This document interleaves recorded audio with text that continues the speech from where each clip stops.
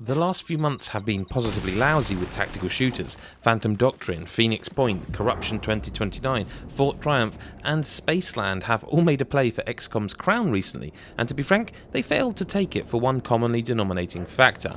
They were not XCOM, which rather broad statement sort of begs the question of why XCOM Chimera Squad suffers from the same flaw.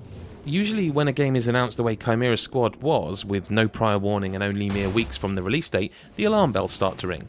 You wonder why the publisher, especially one as big as 2K Games, would keep the developing of something, especially a new XCOM game, so hush-hush. You start to worry to look for the faults before you're really close enough to see them.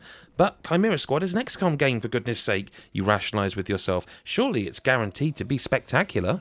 Well, not quite, as it turns out. For every one of Chimera Squad's new ideas, and some of them are solid by the way, they saw fit to balance the quality by removing something that didn't really need removing. For example, gone is the deep customization of your soldiers, replaced now by a pre-made cast of characters with compact skill trees, predetermined backstories, and a penchant for annoying banter between salvos of plasma fire. But I'm rushing ahead here. First I should point out that XCOM Chimera Squad is a deliberately smaller title than Enemy Within or XCOM 2.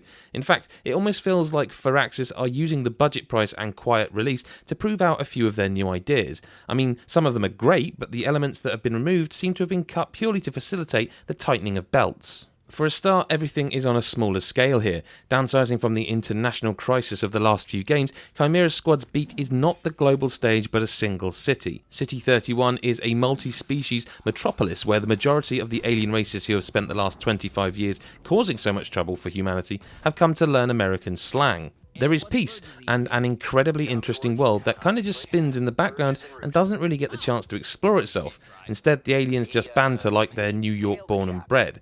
Which is okay, I suppose. I mean, the plot doesn't leave much room to go into the alien nation route, but it still would have been nice to have seen the alien races act a little less human. In fact, the incessant banter is one of the more egregious sins committed by XCOM Chimera Squad. Because these characters are pre-made, they come with baked-in personalities that seem to have been copied down from the big book of character cliches. They're essentially all snarky but with various other adjectives following the but. One is snarky but cocky, one is snarky but by the book, one is snarky but aggressive. Firaxis have reached for natural chemistry but fallen a little short and the majority of the banter feels forced.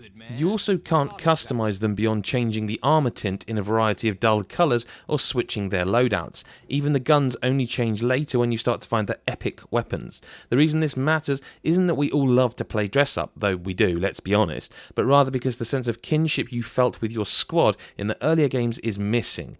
Yes, I admit I grew attached to a few members of Chimera Squad, ex-cop, blue blood, medic, terminal and psychic alien verge in particular, but without the feeling that I had created them, biographies and all, and could lose them permanently from any foolish mistake. I didn't feel as connected. Permadeath is an option, though, of course. You can play the whole game in Iron Man mode with permadeath on and the difficulty set to impossible if you want the challenge, but that's not really the point. The most major change, though, is to the mission structure. No longer are missions long, heart-in-the-mouth endurance tests where your soldiers barely make it out alive, and even the tiniest scrape can put them out of action for several days. Instead, each mission is presented as 1 to 3 encounters on a standard grid-based map, which take place in only a couple of rooms. Each encounter begins with a breach where you line your 4 agents, and you can only ever bring 4, never 6 by the way, besides 1 or multiple points of entry, and all advance at the same time. This means you get 4 free attacks at the start of every encounter, but you don't get to choose where your squad is initially positioned if you want to fire. After each agent has taken a breach action, either firing or using a flashbang or other consumable, they'll slam into the nearest available cover, which isn't always the best. Turns are now interleaved too, so individual units act based on a variety of factors from class to skill. Sometimes you'll get to move several agents in a row, and sometimes you'll alternate with the enemy. Thankfully, Chimera Squad is a diverse bunch, with a huge selection of skills and abilities, some trained and some afforded by an equipped epic weapon or item. With the correct build, you can control the enemy, ensure your agents get an extra attack each round or every few rounds, and protect one another. Teamwork is key. For example, Terminal has an ability called Cooperation, whereby she can allow any other agent to use one of her action points. This means if you have an agent staring down the maw of a berserker with low health, but a higher spot in the turn roster, Terminal can allow said agent an extra shot. Verge can mind control enemies, while Explosive Expert Claymore has a shrapnel grenade with no cooldown, though most other skills are on a timer. With the right squad it becomes a little easy on normal difficulty by the back half, but you can make a lot of tweaks. You can, if you want to, change a setting so that you don't heal at all between encounters, and you can adjust the difficulty between missions if it's not challenging enough. If anything though, I felt that XCOM Chimera Squad outstayed its welcome just a little. The campaign sees you taking down 3 enemy factions in City 31 in an attempt to stop citywide anarchy. Think of it as the same as Enemy Unknown, but a single city and not the whole world. Each faction hides behind 5 main missions, but there are lots of smaller missions in between that afford gear, money, Illyrium or Intel. Illyrium allows you to carry out research projects in the assembly, while Intel is used to trade on the scavenger market and assign field teams to the districts of City 31 to reduce civil unrest. It's not as deep or as intricate as XCOM usually is, but at least the base management is there in a rudimentary form. You can even assign indie agents to covert ops to send them for training, which takes several missions worth of time to improve their stats or remove debuffs caused by injuries. The problem is that you can only unlock 8 of the 11 available agents in a single playthrough, and if you play the tutorial, the first 4 are chosen for you, and my first playthrough took me 20 hours. It doesn't sound a lot, but the mission variety is incredibly thin in Chimera Squad. Almost every mission is the same, even when the objective changes slightly. Sometimes you'll need to secure a VIP, find a high-value object, or prevent enemies escaping, but the objectives are never ever approached in a different way, and the mission areas are so small that it often takes only one move to evacuate everybody once the objective is complete.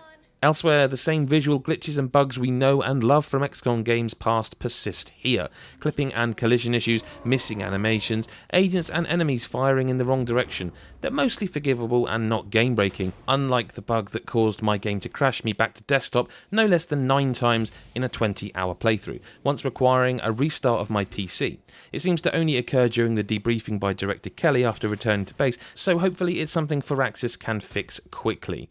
Ultimately, XCOM Chimera Squad does little more than fill a gap while we wait for the inevitable, it seems, XCOM 3. It's not as radical a departure as the Bureau Declassified was, and there are elements of it that feel reassuringly familiar, but I couldn't shake the feeling throughout that something was missing, and by around hour 12, I was starting to feel a little fatigued. I was still unlocking new gear and skills, but I was getting no new agents, and despite the enemy changing up a bit with each new faction I faced, it was starting to look a little bit samey. Your mileage may well vary, however, and it certainly wasn't enough to take away the element of fun that kept me playing to the end, and when I was done, I immediately started a new game without the tutorial to sample the agents I hadn't met. So it may not be the XCOM you remember, and it might not really be the XCOM you wanted, but for a budget price, Chimera Squad has enough new ideas and tactical nuance to carry the name with a degree of pride. Hi, Adam from GodIsAGeek.com here. Thank you so much for watching our XCOM Chimera Squad review by Mick Fraser, who loves these kind of games. Bit of an expert, don't tell him I said that. Also, tell me in the comments, Chimera Squad? Chimera Squad. It's Chimera. Don't tell me otherwise. You might. But anyway, do hit the subscribe button if you enjoyed this video. Make sure you hit the bell button, really importantly, so you never miss another video. And we've got a lot more of this kind of thing in the pipeline. If you do want to, stick a thumbs up and a comment yourself first if you're playing it, what you think of it once you've played it, if you're skipping it, that's what it's for. That's what the comments are for. Keep it friendly though, folks. That's the internet's way, right?